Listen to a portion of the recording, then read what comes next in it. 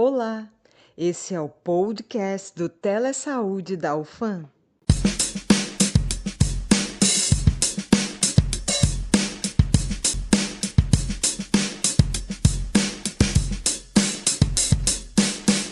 Olá, queridos ouvintes, tudo bem? Sejam bem-vindos a mais um podcast do Telesaúde, UFAM. Eu me chamo Luiz Eduardo, aluno do curso de Odontologia. E eu me chamo Mário Uchoa, estudante do curso de odontologia. Hoje abordaremos um procedimento muito interessante que talvez você já conheça. Iremos falar sobre lavagem nasal. Para isso, trouxemos a doutora Thais, que irá explicar para nós um pouco mais sobre esse procedimento, como fazer, seus benefícios e quando deve ser utilizado. Olá, pessoal. Muito obrigada pelo convite. É uma alegria participar desse podcast com vocês. Como o pessoal já adiantou, meu nome é Thaís Santana. Eu sou professora do curso de fisioterapia da UFAM. A minha área de atuação é a fisioterapia respiratória. Então, gosto muito desse tema e me interesso muito pelo tema da lavagem nasal. Por isso que também é um prazer estar aqui com vocês hoje. Iremos iniciar falando um pouco sobre o que é a lavagem nasal. A lavagem nasal é um procedimento que consiste em introduzir uma solução salina nas vias aéreas para limpar as passagens nasais e desobstruir os seios da face. É um procedimento simples, seguro e bem tolerado, inclusive por crianças. Mas para realizar uma lavagem nasal, é necessário entender qual solução usar, como aplicá-la, e é justamente isso que iremos explorar no podcast de hoje.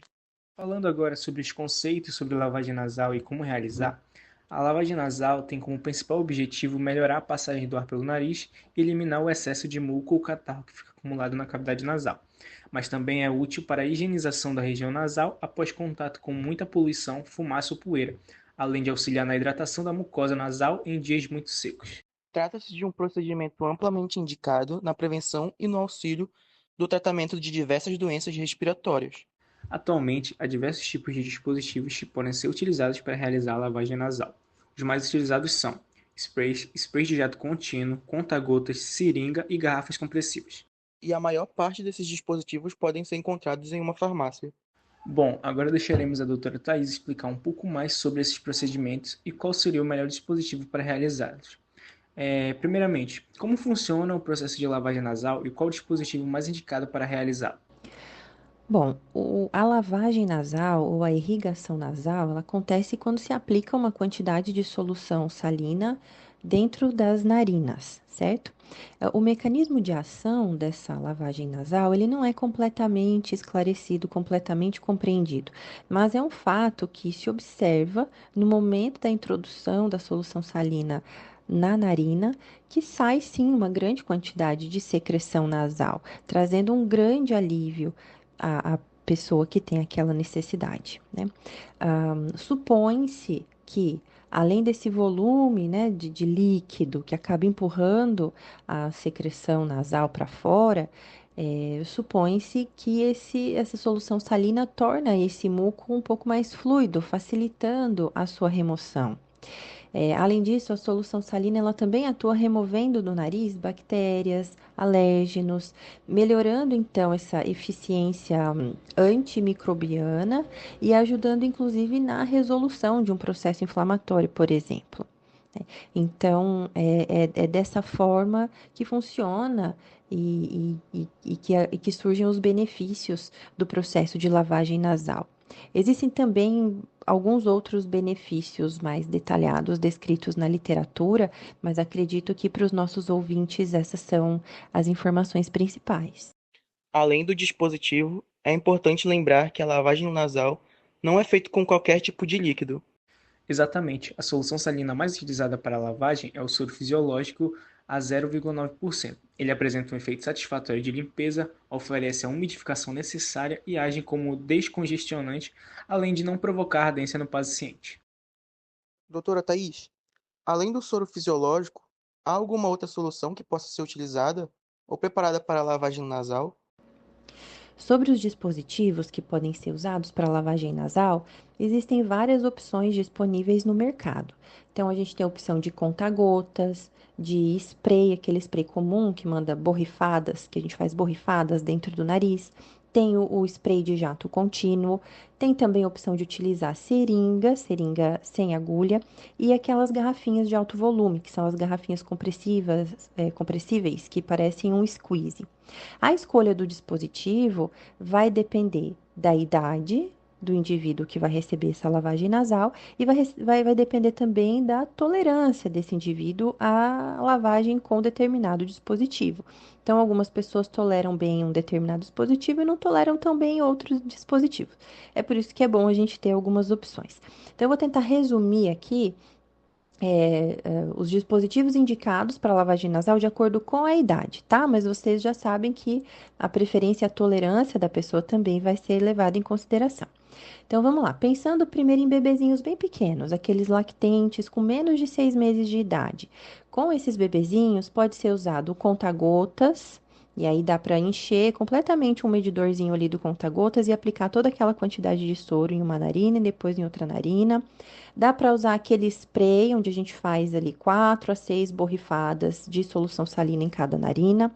Dá para usar também o spray de jato contínuo. Aí a gente aplica aquele jato contínuo segurando o jato pressionado por um tempo de 3, 5 a 10 segundos, dependendo da tolerância do bebê. E claro, quanto mais novinho for o bebê, menos tempo a gente mantém o jato pressionado. E também já dá para usar a seringa, uma seringuinha pequenininha de 1 ml, 1 ml de soro em cada narina com a seringa. Em bebês um pouco maiores, ou seja, com mais de 6 meses de vida, até 2 anos, aí o conta-gotas e o spray que faz aquelas borrifadas, eles já não são tão indicados, mas o spray de jato contínuo ainda pode ser utilizado, segurando o spray pressionado ali 5 a 10 segundos. A seringa também continua sendo uma opção, e agora com uma quantidade maior de soro, 5 ml, podendo chegar em até 20 ml, mililitros, quanto maior for esse bebê, pensando assim em bebês de 6 meses a 2 anos, tá? Agora, a partir dos 2 anos de idade, ou seja, crianças a partir de 2 anos de idade e até adultos, aí a gente já pode começar a usar a garrafinha de alto volume, que até então não era recomendado naqueles bebês menores, tá? Mas a partir de 2 anos de idade e até adultos, a gente pode usar a garrafinha compressível, que é muito útil, funciona muito bem para retirada de secreção das vias nasais e também para fazer a higienização necessária. Mas a seringa continua sendo uma opção, entre 5 ml a 20 ml, né, mililitros. Quanto maior a idade, melhor a tolerância, maior é a quantidade de mililitros que a gente usa com a seringa. E o jato contínuo também segue sendo uma opção. Na prática, o que que a gente percebe? Para retirada de secreção nasal, a garrafa de alto volume funciona muito bem e a seringa também funciona muito bem. O jato contínuo, ele acaba não sendo tão eficaz para empurrar essa secreção para fora, tá? Mas ele é útil para higienização da via aérea, umidificação da mucosa que pode estar ressecada, por exemplo. Então, basicamente, esses são os principais dispositivos e as suas indicações de acordo com a faixa etária, tá? Esperamos que com essas informações nossos ouvintes já tenham uma ideia melhor sobre como funciona a lavagem nasal. Agora iremos falar sobre como deve ser feita a lavagem nasal. Antes de deixarmos a doutora Thais explicar o método para realizar a lavagem nasal, aqui vão algumas informações gerais. Para qualquer dispositivo, deve-se inclinar ligeiramente o corpo e a cabeça para a frente, para facilitar a saída da solução em direção à pia. Independente do dispositivo, a aplicação deve ser sempre suave. É importante lateralizar levemente a cabeça para o lado contrário da narina que será aplicada e manter a respiração pela boca durante a lavagem. Agora deixaremos a explicação mais detalhada do procedimento com a doutora. Doutora Thais, qual a forma correta de fazer a lavagem nasal? Isso, tudo que vocês já disseram está correto. Então, para fazer a lavagem nasal, é importante que a solução já esteja preparada, independentemente do dispositivo que vai ser utilizado. A gente recomenda, por praticidade, que isso seja feito em frente a uma pia, então a pia do seu banheiro, por exemplo. Mas não é obrigatório, é porque ali faz menos bagunça, mas você pode fazer em qualquer outro lugar, usar uma bacia à sua frente para aquele soro cair dentro da bacia, ou uma toalha à frente para a toalha absorver o soro que vai cair durante a lavagem nasal. Mas o mais prático, claro, é fazer de frente para a pia do seu banheiro. Então, considerando que você vai fazer a lavagem nasal ali na pia do seu banheiro, você então inclina um pouco a sua cabeça para frente sobre a pia e inclina levemente a cabeça de forma que a narina, onde você vai aplicar a solução salina, fique um pouco mais elevada do que a outra narina. E aí você vai aplicar o soro fisiológico com o dispositivo, pode ser a garrafinha, pode ser a seringa, você vai aplicar a solução salina, o soro fisiológico, de forma lenta e contínua. Não é recomendado que você faça isso com pressão, com velocidade, com rapidez, porque isso pode trazer desconforto e problemas. Então, a aplicação do soro fisiológico na lavagem nasal deve ser uma aplicação lenta e contínua. Uma outra coisa importante é a posição do dispositivo dentro da narina.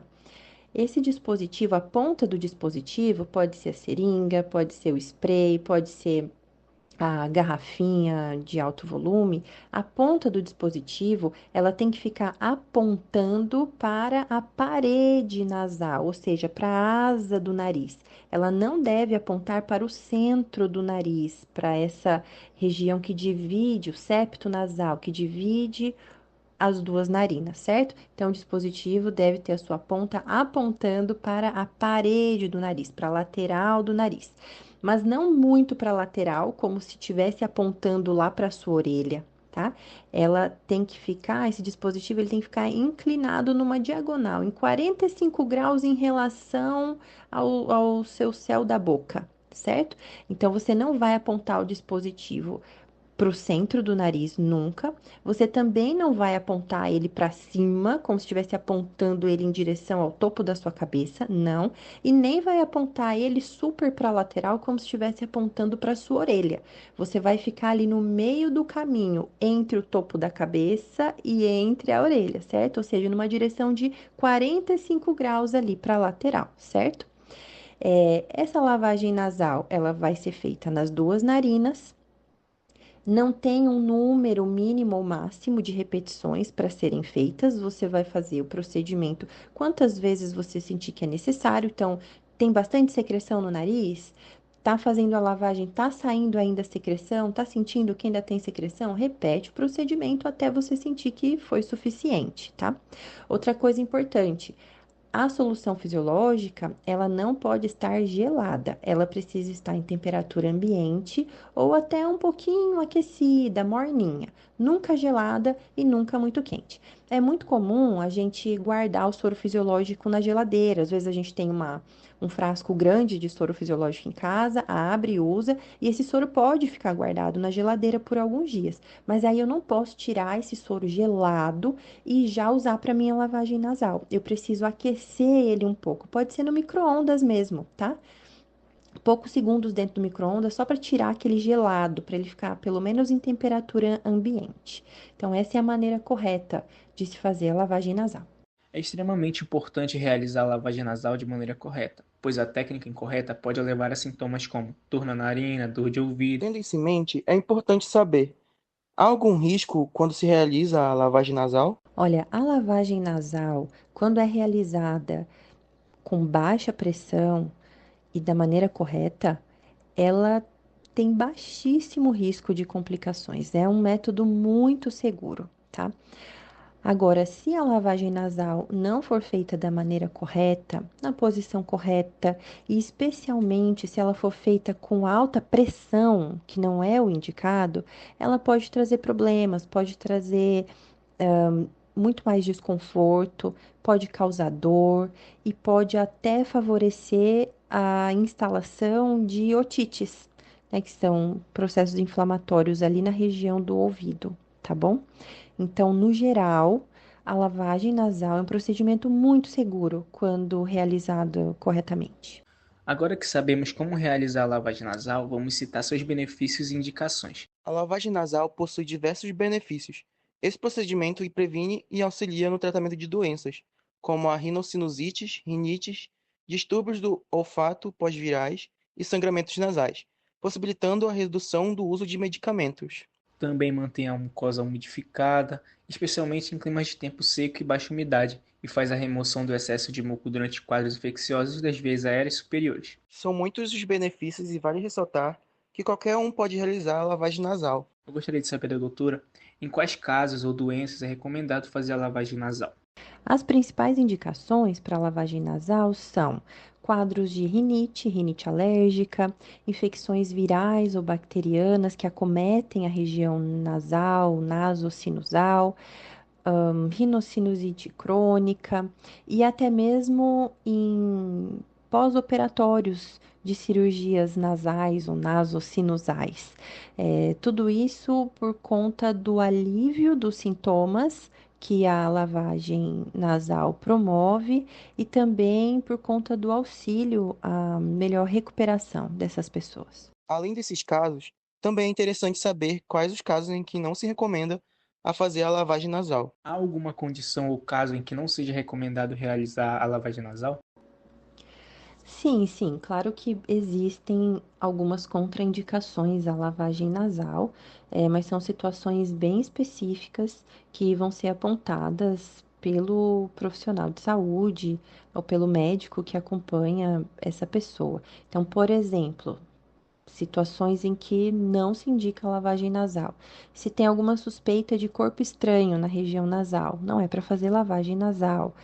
É, pessoas que têm um alto risco de broncoaspiração, ou seja, de acabar aspirando aquele soro que vai fazer a lavagem do nariz, acabar aspirando esse soro lá para a viela inferior, lá para os pulmões. Isso contraindica o uso da lavagem nasal. Isso é comum também em pessoas que têm dificuldade na deglutição, que não coordena bem a deglutição, que é o ato de engolir, com a respiração, e aí pode acabar se engasgando ali durante a lavagem nasal e broncoaspirando aquele conteúdo. Então, isso contraindica o uso da lavagem nasal. Além de algumas outras situações, como, por exemplo, defeitos na base do crânio, situações de fraturas da face. São essas as situações que geralmente contraindicam o uso da lavagem nasal. E com isso, chegamos ao final de mais um episódio do podcast do Telesaúde UFAM. Hoje abordamos um tema extremamente útil e prático, a lavagem nasal. Foi possível verificar que a lavagem nasal é um procedimento simples, acessível e seguro, indicado tanto na prevenção quanto no tratamento de doenças respiratórias. Destacamos os benefícios desse procedimento, como a melhora da passagem do ar, a eliminação de muco acumulado e a manutenção da saúde da mucosa nasal, especialmente em climas secos. Esperamos que este episódio tenha esclarecido suas dúvidas a respeito do assunto e incentivado a prática da lavagem nasal de forma adequada. E agradecemos a nossa convidada, doutora Thais, pela sua presença no podcast. Eu que agradeço, pessoal, novamente o convite de vocês. Foi muito legal participar desse podcast e estar com vocês nessa atividade. Um grande abraço a todos. Obrigado por sua atenção até aqui e nos vemos no próximo episódio do Telesaúde.